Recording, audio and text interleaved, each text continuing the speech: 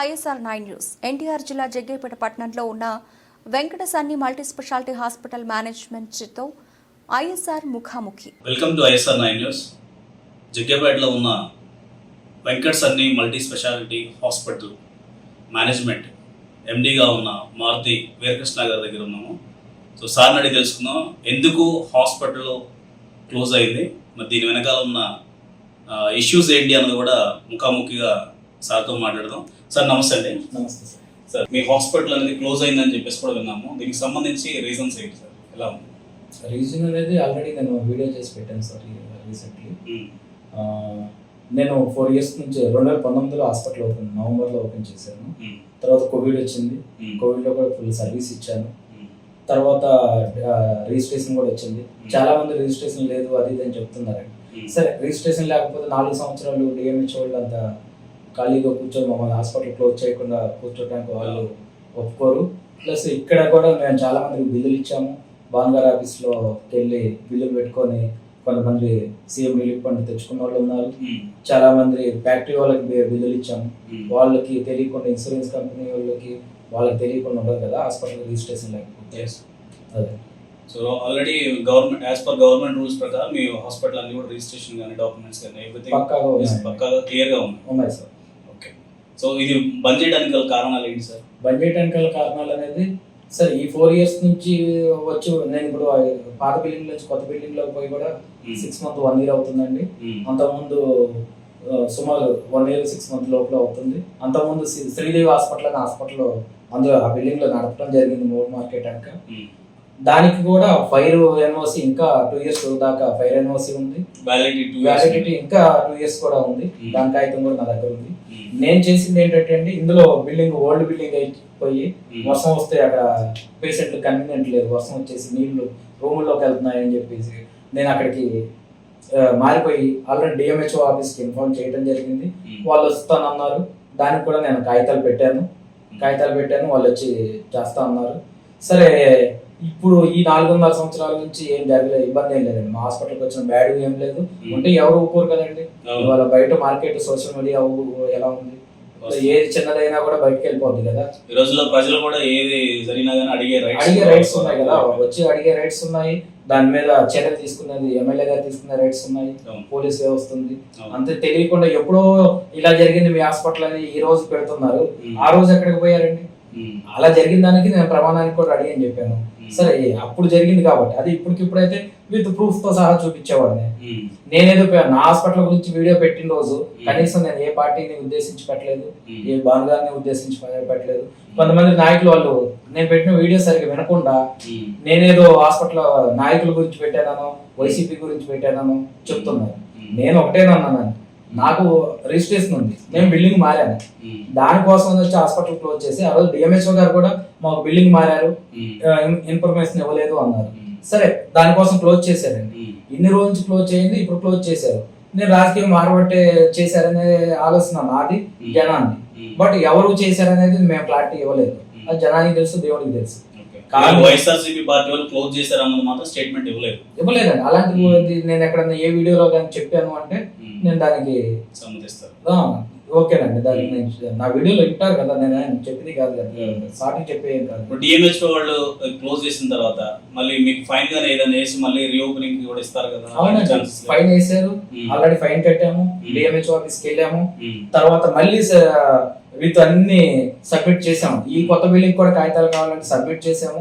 లేదు కొత్త బిల్డింగ్ కాకపోతే పాత బిల్డింగ్ లోకైనా మాకు పర్మిషన్ ఇవ్వండి అండి, మళ్ళీ అందులోకి వెళ్ళైనా మేము ఓపీ చూసుకుంటాము అంటే కలెక్టర్ గారికి లెటర్ పెట్టమన్నారు. లెటర్ పెట్టాము. వాళ్ళు లెటర్ తీసుకున్నట్టు ఎవిడెన్స్ కూడా మాకు ఇచ్చారు. దాని నుంచి ఇంతవరకు మాకు ఎలాంటి రిప్లై కాపీ రాలేదు, మా హాస్పిటల్కి పోస్టు రాలేదు. మేము దానికోసం ఎదురు చూస్తున్నాం. మేబీ 2 months అవుతుంది. 2 months అవుతుంది అంటే పర్టికులర్ టైం లోపే మీకు ఏదో ఒకటి రిప్లై అయితే రావాలి కదా. నేను ఫైన్ కట్టేసి దాదాపు 1 month రాజకీయం ఎరగాలని పెట్టారా? రాజకీయం ఎరగాలి అనుకుంటే హాస్పిటల్ పెట్టుకొని రాజకీయం జోలికి పోతే ఒప్పుకోరు కదండి. నేను సర్వీస్ కోసమే పెట్టింది. వెళ్ళాలి అంటే హాస్పిటల్ ఎందుకు పెట్టాలని డైరెక్ట్ రాజకీయ నాయకుడి దగ్గరికి వెళ్ళి రోజు కూర్చొని అక్కడ వాళ్ళ పక్కన తిరిగితే రాజకీయం ఎదుగుతాను. హాస్పిటల్ పెట్టి నేను కోవిడ్ లో ఎంత సర్వీస్ చేశాను ఈ రోజు చెప్తున్నానండి పేర్లు. మన తండ్రి నాగేశ్వరరావు గారిని, లేకపోతే మన భానుగారి బంధువుల్ని, బులిబాబు గారు వాళ్ళ మమ్మీ డాడీకి, తాతయ్య గారు వాళ్ళ శ్రీరామ్ సుబ్బారావు గారి ఇంటికి కూడా పోయి చేశాను. జగదీష్ గారిని అడిగినా చెప్తారండి. నేను పేర్లు కూడా ఎందుకు చెప్తున్నాను అంటే సర్వీస్ చేయలేదు అనే దానికి, సర్వీస్ అనే దానికంటే డబ్బులు తీసుకున్నానండి. బట్ నేను చేసిన సర్వీస్ ఏంటంటే మెడిసిన్ వరకు డబ్బులు తీసుకొని ట్రీట్మెంట్ కి ఎక్కడ నేను డబ్బులు తీసుకోలేదు. కోవిడ్ లో ఇళ్ళకెళ్ళి మా స్టాఫ్ కష్టపడి వాళ్ళు కోవిడ్ తెచ్చుకొని మేము కోవిడ్ తెచ్చుకొని కూడా వర్క్ చేసాము. ఇవాళ అలా చెప్పియాలంటే నా దగ్గర కోవిడ్ లో చాలా మంది తగ్గిపోయి వాళ్ళు ఫ్రీగా ఉన్న వాళ్ళు అందరిని వచ్చి చెప్పమంటే ఇవాళ వచ్చి చెప్తారండి. ఇవాళ మా సేరంపేట నుంచి ఒక్కళ్ళని కూడా కార్పొరేట్ హాస్పిటల్ పోకుండా ఇక్కడ నేను ట్రీట్మెంట్ ఇచ్చుకున్నాను. ఒక వ్యక్తి చనిపోయాడు కోవిడ్ లో అనేది కార్పొరేట్ గా వెళ్ళాడు, కోవిడ్ వల్ల కార్పొరేట్ హాస్పిటల్కి వెళ్ళి 10 లక్షలు అయింది 20 లక్షలు అయింది అనేది మా సేరంపేటలో జరగలేదు. అలాగే నేను అన్ని వాళ్ళకి ఇచ్చాను. ఈ రోజు వాళ్ళని వచ్చి అందరిని స్పీచ్ చేయండి, అందరు ఫేస్బుక్ లో వాళ్ళు పెట్టినట్టు మెసేజ్లు పెట్టండి అంటే నాకు పెద్ద బ్రహ్మాండం కాదండి. నేను వాళ్ళు చేసిన దానికి ఒక చిన్న వీడియో పెట్టాను. నేను ఏ పార్టీని అనలేదు. ఇంకోటి నేను 2019 నుంచి అసలు పార్టీలోనే లేదు అన్నారు. నా దగ్గర వాళ్ళు చేసిన వాళ్ళతో పాటు తిరిగినవి ఉన్నాయి, ఈవెంట్స్ అన్ని ఉన్నాయండి. బాల్ గారు వచ్చి మాకు పెన్ స్కూల్ హాస్పిటల్ ఓపెనింగ్ చేసింది ఉంది, జగ్గేపేట హాస్పిటల్ ఓపెనింగ్ కి మన ప్రసాద్ గారు వచ్చింది ఉంది, మేడం గారికి మన హాస్పిటల్ దగ్గర బర్త్డే ఫంక్షన్ చేసింది ఉంది, విమలాబాన్ గారు అమ్మగారి బర్త్డే అని డొనేషన్ ఇచ్చాము, బ్లడ్ డొనేషన్ కార్యక్రమాలు చేశాము. అట్లా మేము చాలా ఈవెంట్స్ చేసామండి. వాళ్ళు చేయమని మమ్మల్ని ప్రెజర్ చేయాలి. మా ఆనందం కోసం వాళ్ళు పెద్దవాళ్ళు, వాళ్ళు మనకి సమాజానికి ఎమ్మెల్యే గారు అని చెప్పేసి మన సొంతంగా కొన్ని కార్యక్రమాలు చేశాను. ఇవి చేశాను. నాకు హాస్పిటల్ లేక ముందు నుంచి కూడా నేను చాలా ఈవెంట్స్ చేస్తూ ఉంటాను. అదే. సో ఇప్పుడు మీరు కోవిడ్ సిచ్యువేషన్ లోనే మీరు సర్వీస్ లా చేసింది డబ్బులు సంపాదించాలని చెప్పేసి కూడా నేను ఆ రోజు డబ్బులు సంపాదించాలి అంటే నేను ప్రతి పేషెంట్ అక్కడ పెట్టుకొని హాస్పిటల్ రూమ్ లో పెట్టుకొని 2 లక్షలు 3 లక్షలు తీసుకొని చేసుకుంటే ఈ రోజు నాకు హాస్పిటల్ పోయి రోడ్డు మీద పడాల్సిన పర్లేదండి. ఈ పాటికి నేను కార్పొరేట్ హాస్పిటల్ కట్టేవాడిని. జగ్గేపేటలో హాస్పిటల్ అన్ని క్లోజ్ చేసినా కూడా నేను ఓపెన్ చేసి బయట పేషెంట్ వస్తే రోడ్డు మీద పట్టుకొని వాళ్ళకి ఆక్సిజన్ లెవెల్స్ చూసుకొని వాళ్ళని ధైర్యం చెప్పేసి నేను అలా ఇళ్లలో పెట్టి ఆక్సిజన్ పెట్టి చేశానండి. అప్పుడు నేను నిజంగా అలా చేస్తే నాకడ ఒక కోవిడ్ లో నాకడ ఇవాళ దేనికైనా అబద్ధం ఆడొచ్చండి. పార్టీ గురించి కోవిడ్ లో బయటపడ్డాడు అబద్ధం ఆడరు కదా, వాళ్ళని తీసుకొచ్చి చెప్పిమనండి. నా హాస్పిటల్లో పెట్టి 2-3 లక్షలు వాళ్ళ దగ్గర తీసుకున్నాను అనేది ప్రమాణం చేసి చెప్పిస్తే నేను ఉన్న పలంగా జగ్గేపేట వదిలిపెట్టి హాస్పిటల్ కూడా జోలికి కూడా రానండి. నేను కోవిడ్ సమయంలో కొంతమంది పేషెంట్లు కూడా మీ హాస్పిటల్కి వచ్చినప్పుడు ఇలా ట్రీట్మెంట్ సరిగ్గా చేయక ప్రాణాలు వదిలేరని కూడా కొన్ని విషయాలు విన్నాను. దీని గురించి ఏమంటారు సార్? కోవిడ్ సమయంలో కాదండి, నిన్న ఒక సార్ పెట్టారు, ఎవరు శ్రీనివాసం బ్రహ్మం గారు అని చెప్పేసి వేరే ఎవరితోనో స్టేట్మెంట్ తీసుకొని ఫేస్బుక్ లో పెట్టారు. అది ఎప్పుడు 2023 9వ నెలలో 28వ తారీఖు అని పెట్టారు. నైట్ 1కి ఏదో ఆక్సిజన్ సరిపోక తీసుకొచ్చాము, మార్నింగ్ 9 దాకా మీకేం భయం లేదు మా దగ్గర ఉంచుకుంటామని దగ్గర పెట్టుకున్నారు, మందులకి డబ్బులు తీసుకున్నారు, ల్యాబ్ అన్నిటికీ డబ్బులు తీసుకున్నారు, కానీ ట్రీట్మెంట్ చేయలేదు. 9 దాకా ఉంచుకొని మా వల్ల కాదని పంపించారు. అది మళ్ళీ 1 గంట లేట్ అయినా కూడా మీరు తొందరగా తీసుకెళ్ళకపోతే 1 గంట లేట్ అయినా 5,000 కట్టాలి అని అన్నారు. ఎక్కడన్నా హాస్పిటల్ నుంచి పేషెంట్ వెళ్ళేటప్పుడు 5,000 కట్టమంటారండి? ఏ కార్పొరేట్ హాస్పిటల్లో కట్టమంటారు? ఏదో గంట లేట్ అయితే 5,000 కట్టాలంట. నైట్ వస్తే ట్రీట్మెంట్ చేయలేదంట. ఆక్సిజన్ డౌన్ అయ్యి వచ్చిన పేషెంట్ 9 దాకా ట్రీట్మెంట్ లేకుండా బతుకుతారండి? పోతే చనిపోతే మా హాస్పిటల్లోనే చనిపోవాలి కదా. వాళ్ళంటే విజయవాడ తీసుకెళ్తుంటే మేము తొందరగా మీరు తీసుకెళ్ళకపోతే బాగోదని చెప్తే వాళ్ళకి ఎవరు స్టాఫ్ కూడా హెల్ప్ చేయలేదంట, చేతుల్లో పట్టుకొని బయటికి తీసుకెళ్లారంట. ఈ అడిగే వాళ్ళకన్నా కొంచెం ఉండాలండి. అప్పుడు ఎలాగో వీడియోలు ఉండవని, అప్పుడు దాకా ఏ బ్యాక్గ్రౌండ్ ఎక్కడ ఉండదు కదండి. సీసీ 2009వ నెలలోది ఆ సీసీని తీయండి అని అడుగుతున్నారు. అడగటానికన్నా ఉండాలి కదా. అంటే 15 రోజులు ఉంటుంది, 4 రోజులు ఉంటుంది, 3 నెలలు ఉంటుంది. అది కూడా పార్టీ తరఫున మీ మీద బురదలుతున్న విషయాలు 100% వాళ్ళు పబ్లిక్ గా బయట పెట్టారు కదా. దాన్ని నేను వీడియో కూడా పెట్టాను. అలా వస్తారు, ఎందుకంటే వీళ్ళు కూడా నాటం లేదు, చేతుల మీద తీసుకెళ్లారు అన్నారు కదా. మా హాస్పిటల్ స్టాఫ్ వస్తారు, మా ఫ్యామిలీ వస్తారు, మీరు కూడా రాండి అని చెప్పాను. మరి దానికి ఏం రిప్లై లేదు. నేను దాంట్లో క్లియర్ గా కూడా చెప్పాను, నేను పార్టీల గురించి మాట్లాడలేదు, నేను నా హాస్పిటల్ గురించి పెట్టుకున్నాను. నాకు రేపు తాతయ్య గారు చంద్రబాబు గారు వస్తే నాకు ఈ ఆరోగ్యశ్రీ ఇప్పిస్తే నాకు అసలు డబ్బులు తీసుకునే పని కూడా ఉండదు, దానికోసం నేను పనిచేస్తున్నానని కూడా చెప్పాను. సమాజానికి సేవ చేయాలన్న ఉద్దేశంతో మీరు హాస్పిటల్ అనేది ఎస్టాబ్లిష్ చేశారు. అది 100%. ఇప్పుడు ఆరోగ్యశ్రీ అడిగేది కూడా అందుకే, రేపు నుంచి డబ్బులు ఉండదు కదా. అదే సేవ అనేదానికి సరే సర్వీస్ డబ్బులు అంటున్నారు. నేను ఇంకోటి కూడా చెప్పాను, మా సేర్మమ్మపేట వరకు నేను ఈ ఊళ్ళో పుట్టాను కాబట్టి ఎస్సీలకి, మైనార్టీలకి, ఎస్టీలకి పూర్తిగా విత్ మెడిసిన్ తో సహా అన్ని నేను ఓరుగా పెట్టుకుంటాము ఉచితంగా అండి. ఆరోగ్యశ్రీలో వస్తాయి మిగతాయన్ని. ఆరోగ్యశ్రీ రాని వాటికి కూడా విత్ మెడిసిన్ తో సహా నేను చూసుకుంటాను, మీకు ఎలాంటి ఇబ్బంది లేదు అని చెప్పి నేను ప్రమాణం చేసి మరీ చెప్పాను. సేరంపేట మొన్న తాతయ్య గారు వస్తే రథం మీదకి వెళ్ళి పైకి ఎక్కి క్లియర్ గా చెప్పానండి. సో ఇవన్నిటిని చూస్తే ఏమనిపిస్తుంది సార్ మీకు? మళ్ళీ మీ హాస్పిటల్ రీఓపెన్ అయ్యింది అని చెప్పేసి మీకు నమ్మకం ఉందా? 100% అండి. వాళ్ళ జనం అందరూ కూడా వాళ్ళకి తెలుసు ఏది మంచిగా ఏది చెడ, అలా ఏం జరుగుతుంది. నాలాగా ఇబ్బంది పడ్డ వాళ్ళు ఉన్నారు, ఇంకా ఇబ్బందులు ఉన్న వాళ్ళు ఉన్నారు. సరే అదంతా నేను రూల్ అవుట్ చేయడానికి నేనేం రాజకీయ నాయకుడిని కాదు. నిజంగా మంచి జరిగి ఇక్కడ మళ్ళీ నాకు హాస్పిటల్ రీఓపెన్ అయితే మంచి జరిగిందండి. ఒకవేళ మీకు జరగలేదు అనుకోండి సార్, దీన్ని ఏ విధంగా తీసుకెళ్తారు?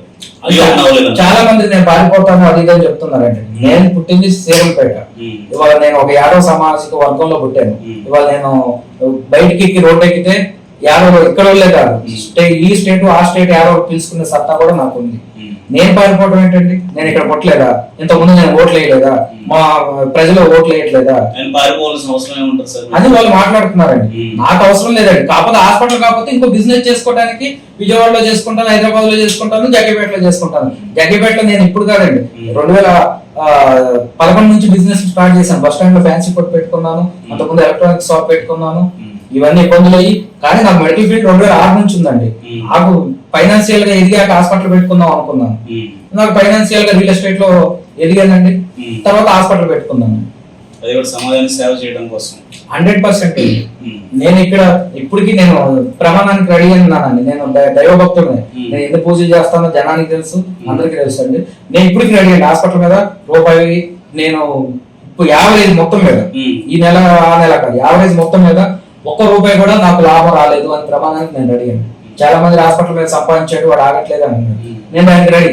వాళ్ళ ప్రమాణం కొంతమంది కూడా హాస్పిటల్ మీద సంపాదించి ఇప్పుడు పార్టీ మారిపోయి దానిలో ఎక్కువగా డబ్బులు విచ్చలవిడిగా ఖర్చు పెట్టి చేస్తున్నారు. అందుకేనండి నేను చెప్తున్నాను కదా, హాస్పిటల్ మీద నేను సంపాదించాను అనే దానికి అందరూ ప్రమాణానికి వస్తే నేను వాళ్ళు ప్రమాణం ఏ రకంగా ఏమన్నా చేస్తానండి.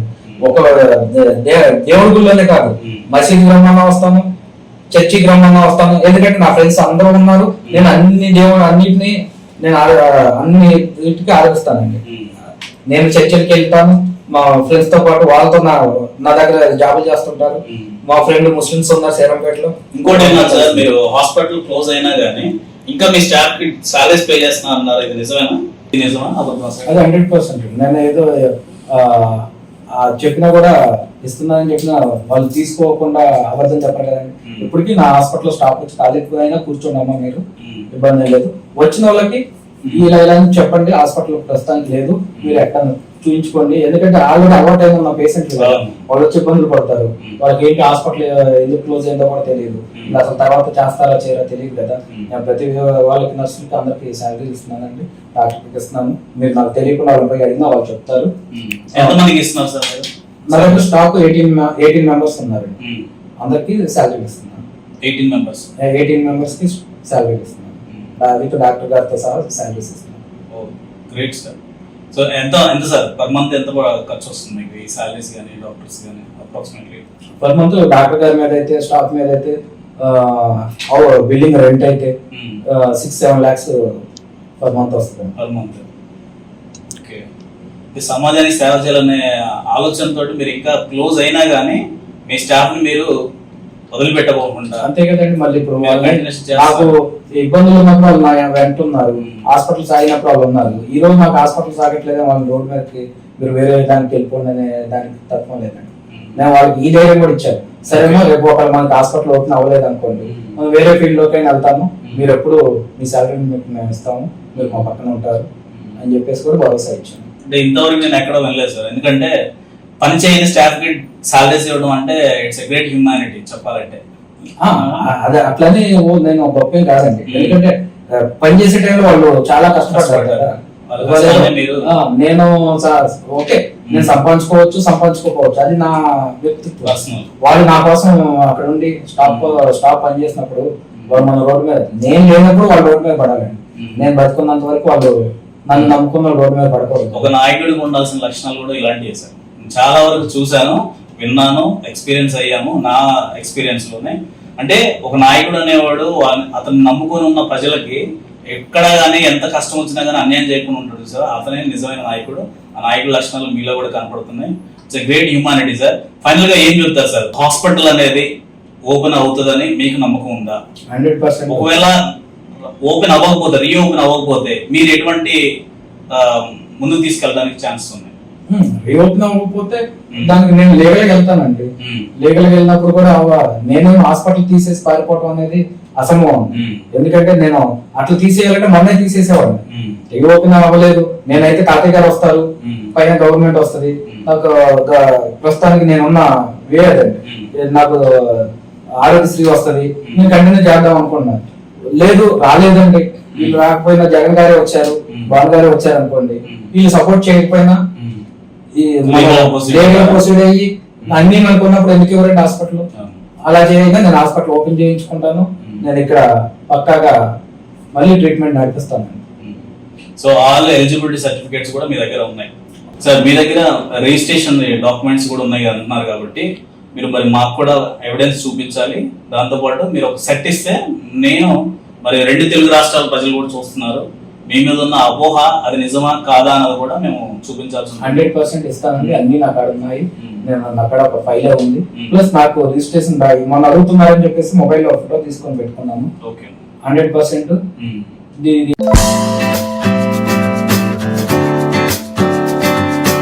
డిఎంహెచ్ వాళ్ళు మాకు ఇచ్చింది ఉందండి. ఇంకా 2 years 3 years ఇది రెన్యువల్ లోనే ఉంది. మేము రిజిస్ట్రేషన్ లేకుండా హాస్పిటల్ నడిపితే డిఎంహెచ్ వాళ్ళు గవర్నమెంట్ సో ఈ ప్రింట్ కూడా మీరు మాకు హ్యాండ్ ఓవర్ చేస్తారు. 100% ఇస్తారు. ఫైనల్ ఏం చెప్పాలనుకుంటున్నారు సార్? ఇప్పుడు జగ్గేపేటలో ఉన్న ఈ మీ మీద ఉన్న రూమర్స్ కానీ లేదంటే ఈ క్లోజ్ అయిన హాస్పిటల్ విషయంలో మరి జగ్గేపేట నియోజకవర్గ ప్రజలకు మీరు ఏం చెప్పదలుచుకున్నారు? నేను వాళ్ళు ఎన్ని పోస్టులు పెట్టినా ఏది పెట్టినా కూడా నేను ఎప్పుడు కూడా వైసీపీకి వ్యతిరేకంగా మాట్లాడలేదండి, మాట్లాడను కూడా. నేను నాకు తాతయ్య గారు అనే వ్యక్తి గెలిస్తే నాకు సహాయం చేస్తాడు అనేది నేను నమ్మకం పెట్టుకున్నాను. ప్రతి మనిషి ప్రతి ఒక్కరి మీద నమ్మకం పెట్టుకోవచ్చు. నేను తాతయ్య గారు అనే వ్యక్తి మంచి వ్యక్తి, ఆయన హాస్పిటల్ నుంచి మంచి అనుభవం ఉన్న ఆయన వ్యక్తి, ఆయన పిల్లలు కూడా డాక్టర్స్ ఇవ్వాలి. నేను దానికోసం అని చెప్పేసి ఆయన ఆరోగ్యశ్రీ ఇప్పించి జనానికి డబ్బులు లేకుండా వైద్యం చేయించాలని నేను కోరుకొని నేను దానికోసం పనిచేస్తున్నానండి టీడీపీలో. అంతకుమించి వేరేది ఏం లేదండి. ఇక్కడ తాతయ్య గారిని అక్కడ చిన్ని గారిని గెలిపిస్తే నాకు సపోర్ట్ చేసి నీకేం బాధలేదమ్మా, నీకు హాస్పిటల్ క్లోజ్ అయినా నీకు తర్వాత మళ్ళీ ఆరోగ్యశ్రీ ఇప్పిస్తాను అన్నారు.